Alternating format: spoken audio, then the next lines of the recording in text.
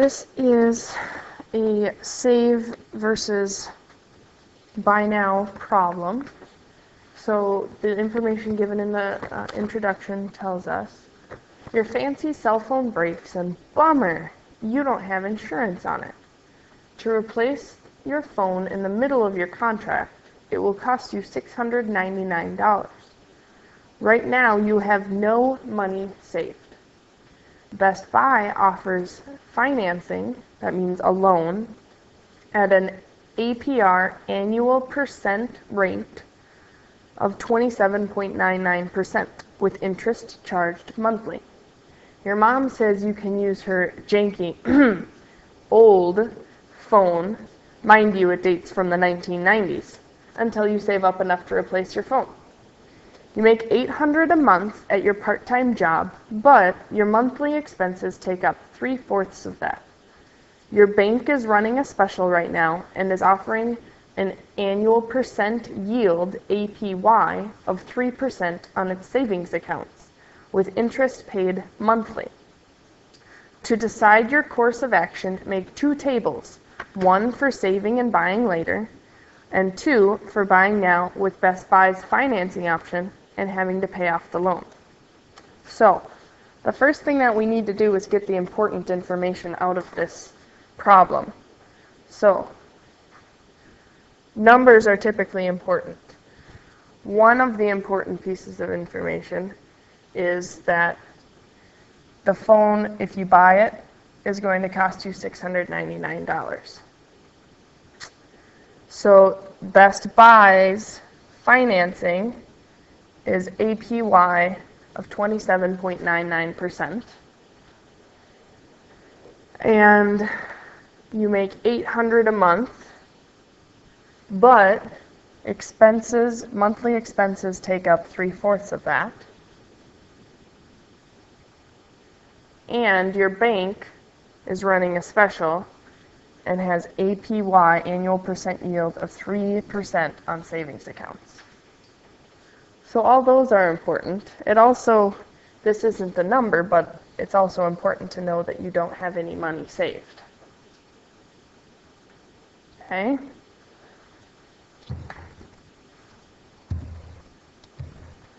So, let's pull out the important pieces of information. So if we save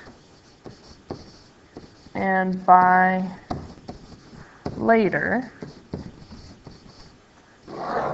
here's some important information from the problem. The first one we need to know is the phone cost is $699. Second thing, you have $0. You have no money saved. We don't have to worry about the part that says Best Buy offers financing because we're talking about saving and buying later. So we need to look down to where the savings account is. And the savings account has an APY, so savings account, APY equals 3%. Okay? Also, it's important to know that interest is paid monthly.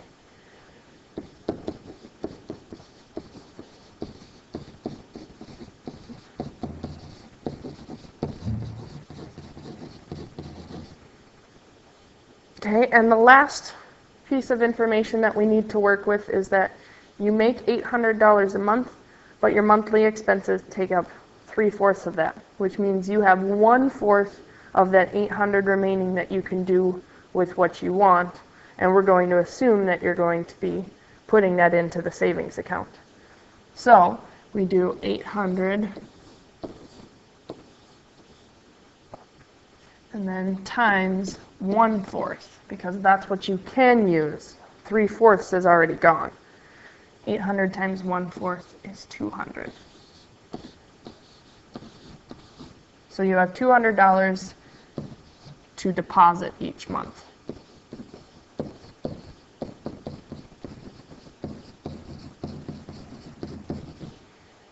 Okay? So those are the important pieces of information for the savings account. Now, if we were to buy now with a loan, what pieces of information do we need?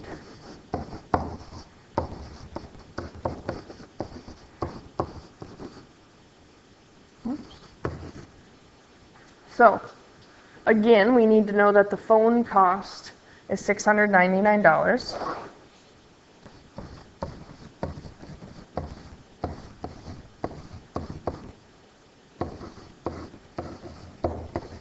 Oops, not $6.99.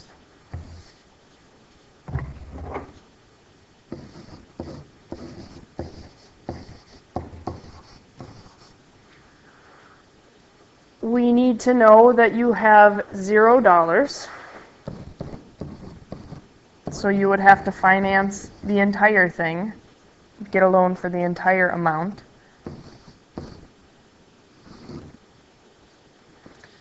Now, instead of using the savings account percentage, we need to use the loan percentage. So,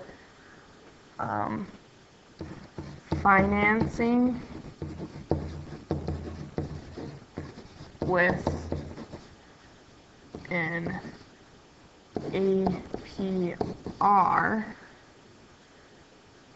of 27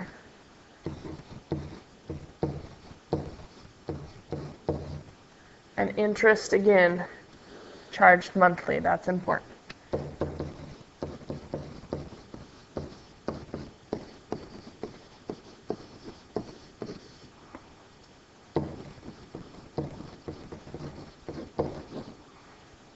Okay. And we're going to use the calculation from before because you still have 1/4 of your $800 to put towards this phone. Instead of depositing it monthly, you're going to use it to repay the loan monthly. So you have $200 monthly to repay the loan. Okay. Now, a couple of things that you should notice are the percents. If you are saving, you're only getting 3%. But if you take out a loan, they will charge you 28 almost percent. So you're not getting nearly as good a rate as they do. When you let the bank use your money, they'll give you 3% back, but when you use the bank's money, they're going to charge you 28%. So one of the things about savings accounts and loans that just isn't quite fair, but we have to deal with. We have this information that we're going to use to calculate for saving and buying later. So the first thing that we do is we know that we have a savings account and it pays out 3% every year. But since interest is paid monthly, we need to know what the percent is for each month. So in order to do that, in our workspace for calculating the interest rate, we're going to do 3%, and then we're going to divide that by 12, because 3% is the year's worth, so we want to know how much each individual month makes. And that ends up to be 0.25%. Now, the next thing that you need to do is turn that percent into a decimal so that you can use it on your calculator.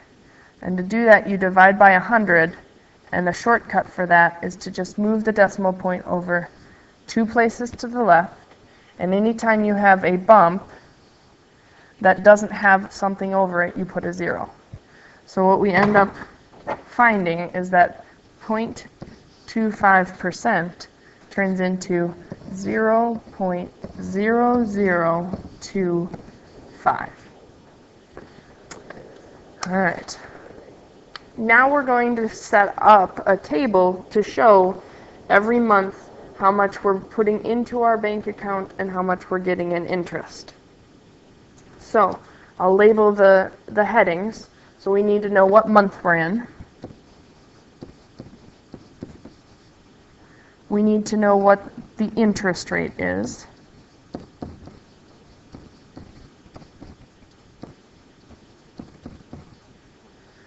need to know the beginning balance in your account of the month.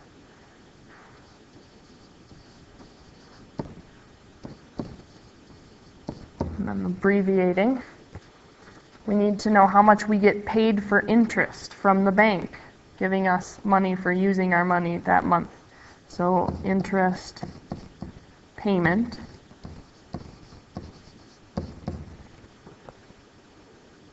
We need to know how much you're going to put into the bank each month, and that's called deposit.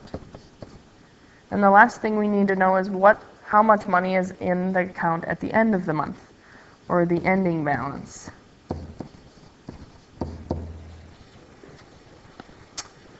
So in month 1, our interest rate over here we just calculated is going to be the same because we're assuming it's a fixed interest rate. And on month 1, it will be 0.0025. Our beginning balance comes from you have $0. So we start off with $0.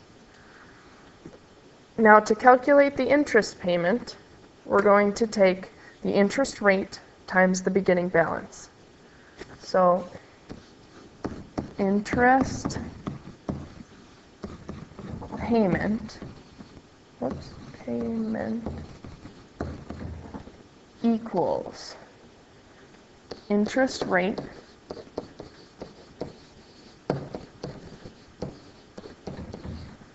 times beginning balance.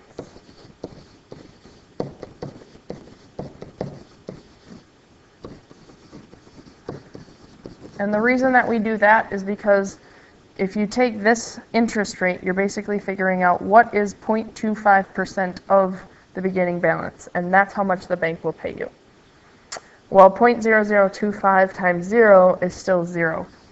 So that first month we don't actually get paid anything because we didn't have any money in the bank. To figure out our deposit, we use how much money we have available after all of our expenses are used, and that's $200. So at the end of the first month, we put in $200 to start off our account. And then to calculate the ending balance, we're going to add all those numbers that we had in there. So we're going to take our beginning balance, so ending balance equals beginning balance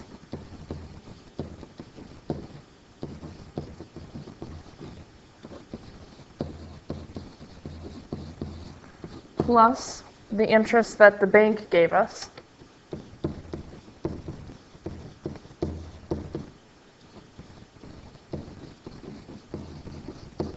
plus the money that we deposited.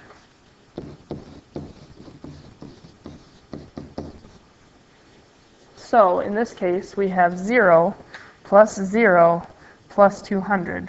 So our ending balance is 200. Now moving on to month 2, the interest rate stays the same. Our beginning balance for the next month comes from whatever we ended with the previous month.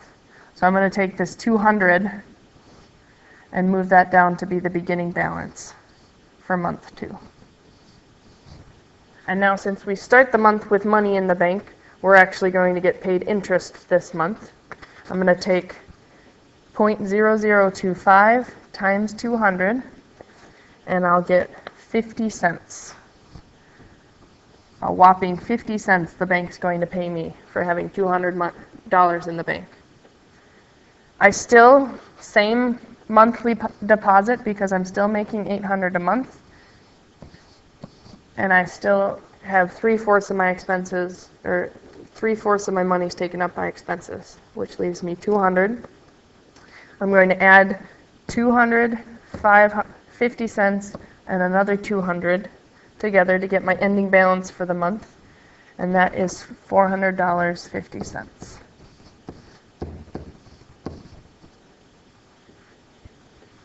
Month 3, interest rate stays the same. It's a fixed interest rate.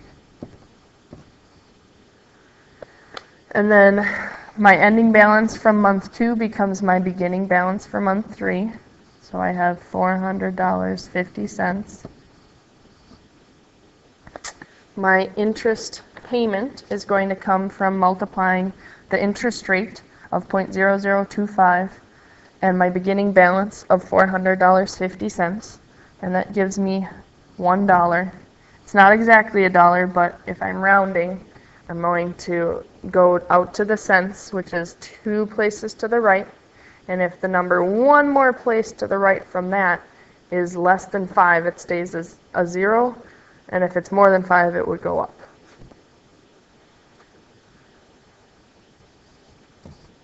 I still have $200 to deposit, and then to find my ending balance, I'm going to add beginning balance of $400.50 plus the amount the bank paid me in interest, which is $1, plus the $200 that I put in, and that ends up being $601.50.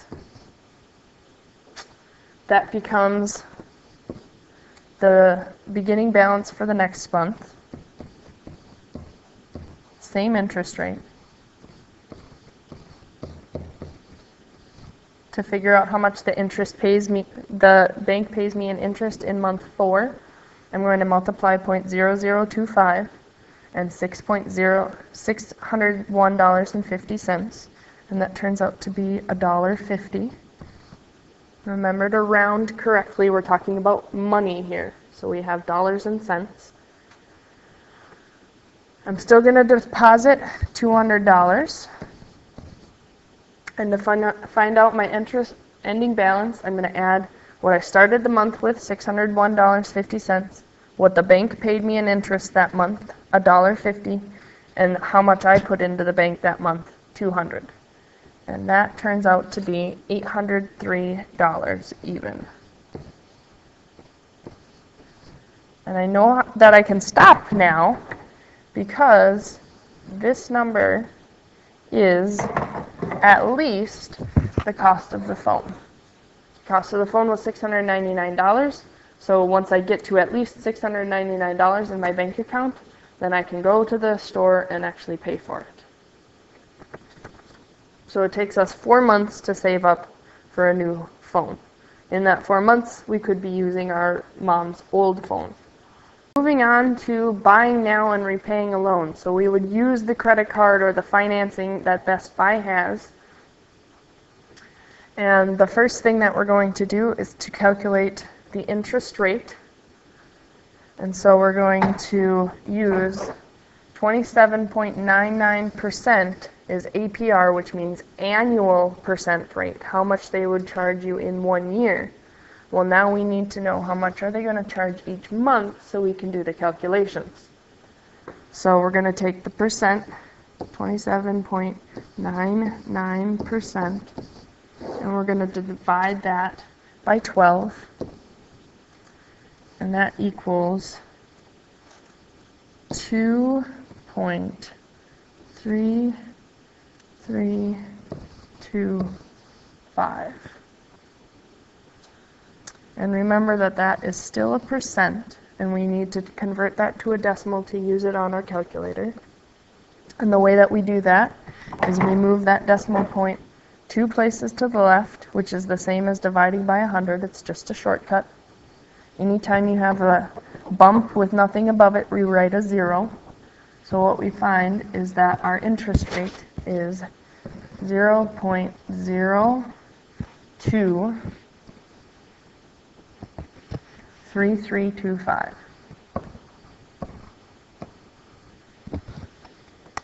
It's a long interest rate, but it'll give us the most accurate calculations. So now I'm going to add my headings. We need to know what month we're in.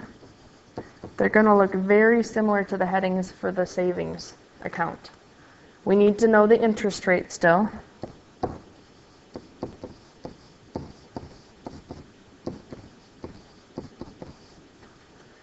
We need to know, in this case, it's called beginning outstanding balance. So beginning outstanding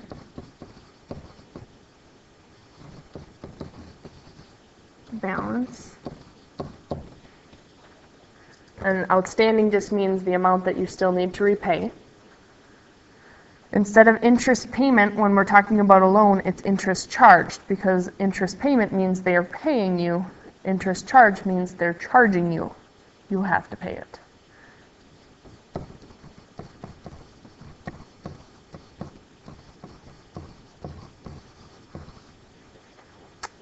And then the next column is how much we're putting towards the loan every month to repay it. So instead of deposit, like this column was for savings, we would call it loan repayment. So the amount that you're sending to Best Buy to repay that loan every month. And then the last one, instead of just being ending balance, is ending outstanding balance. And again, that just outstanding just means that it's the amount you have to pay back still.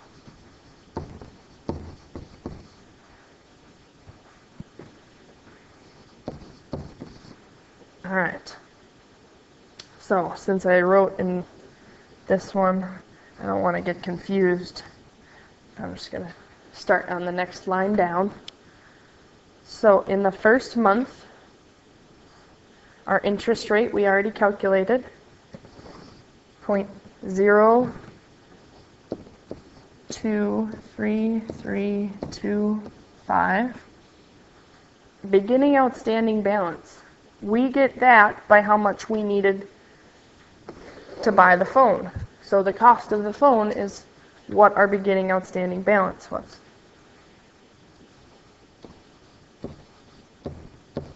So $699.99. If you would have had some money to put towards it, it would have been less, but you had $0. So you had to take a loan for the full amount of the phone. To figure out the interest charge, you're going to take the interest rate times the beginning outstanding balance. So interest charge equals interest rate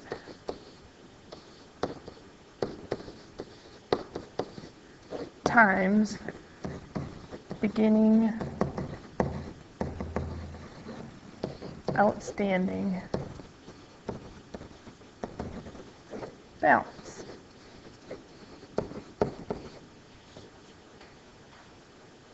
So if we do 0.023325 times $699.99, we come up with an interest charge of $16.33. Quite a bit bigger in this column than before when we were working with an annual interest rate of only 3%. Now again, remember to round. We have dollars and cents here. Now loan repayment, we have $200 monthly that we don't have already spoken for. 3/4 of our $800 is already spent when we get it, but $200 is not. And we're going to assume for this problem that you're going to put the full extra $200 towards the loan repayment. Now, to find ending outstanding balance,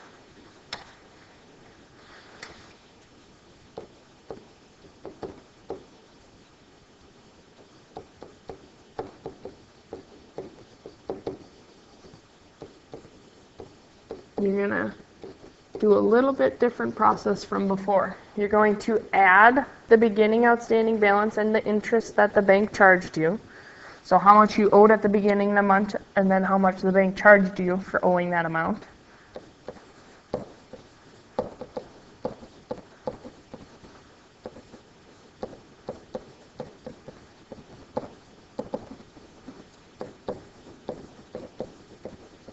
So beginning outstanding balance plus interest charge.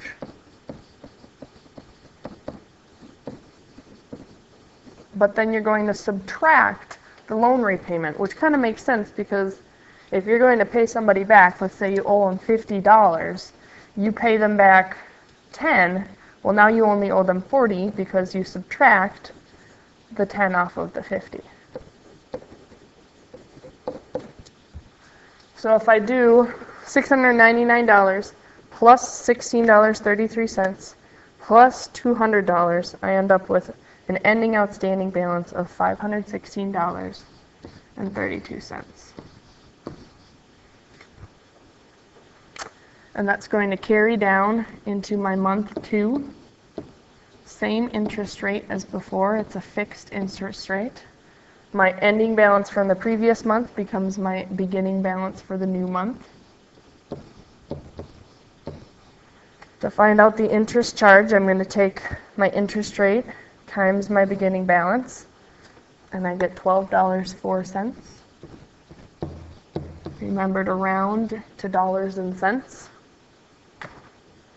I still have the $200 that I'm taking out of my paycheck to put towards repaying the loan, and then I take $516.32 plus $12.04 minus $200, and I end up with $328.36. That carries down to be my beginning balance for month 3. Same interest rate.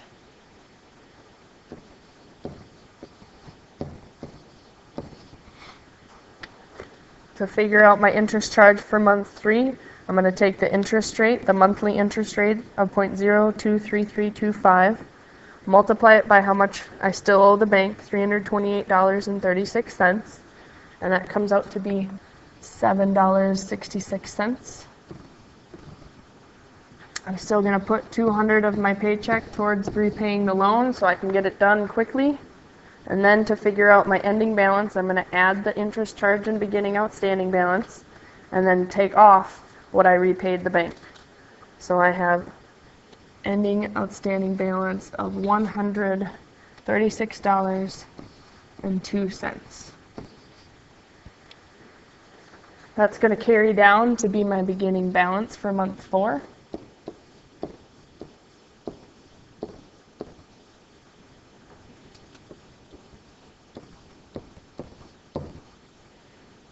To figure out how much they charge me in interest, I take the interest rate, multiply it by the beginning balance, so 0.023325 times $136.02, and come up with $3.17. Now, if I add up $136.02 and $3.17, it's going to be less than $200. So if I wrote a check for $200, just like I had been doing, I'm actually going to overpay the bank, and my ending balance is going to be negative $60.81. What that means basically is that I overpaid the bank $60.81, which is perfectly okay. They're going to write you a check back, but in the meantime, that's $60 that you could have used and you just gave the bank for a little while. So a better option would be, instead of paying the normal $200, is if you add up the beginning outstanding balance and the interest charge to just figure out how much you actually owe that month. That turns into $139.19. So instead of writing a check for $200 in month 4, you're going to write a check for $139.19, so that your ending outstanding balance is really just zero. And that way you have the full use of your $60.81 extra for the entire time, because banks can take a long time to actually get your money back to you. So these are 2 different options of how to fill in the end of month 4.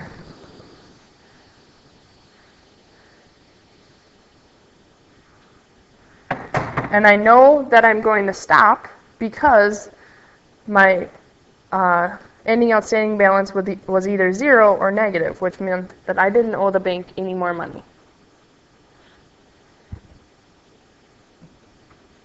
the last thing to think about is which option do you choose and why. And really, which option you choose doesn't matter, because for some people it might be worth it. So there's a couple of things to consider when you're doing this. The first one is how much extra you pay when you are taking out a loan. So one thing to make note of is all this interest charge right here, you actually have to pay that on top of the $699 that you owe. So every month that you still have that loan, you're paying extra. So if we add up all of the interest charges for that month, so $16.33, $12.04, and $7.66, and $3.17, we end up getting, so the interest charged over the course of the loan is $39.20. And that comes from adding all of the interest charges.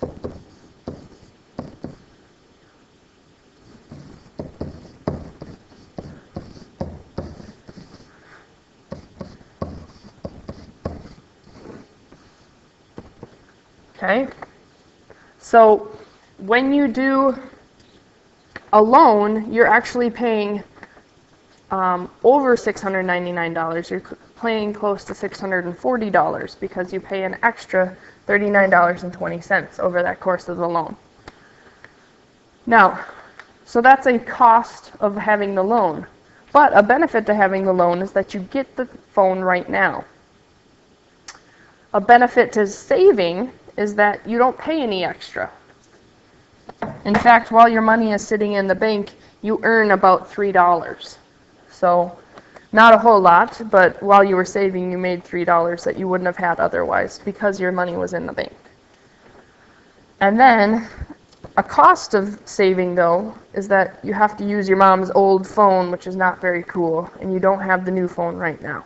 So for some people, it might be worth it to pay an extra $39.20 in order to have the phone right now. For other people, they'd say, I can live without the new phone. I don't really want to pay the extra dollars, so I want to save and buy later.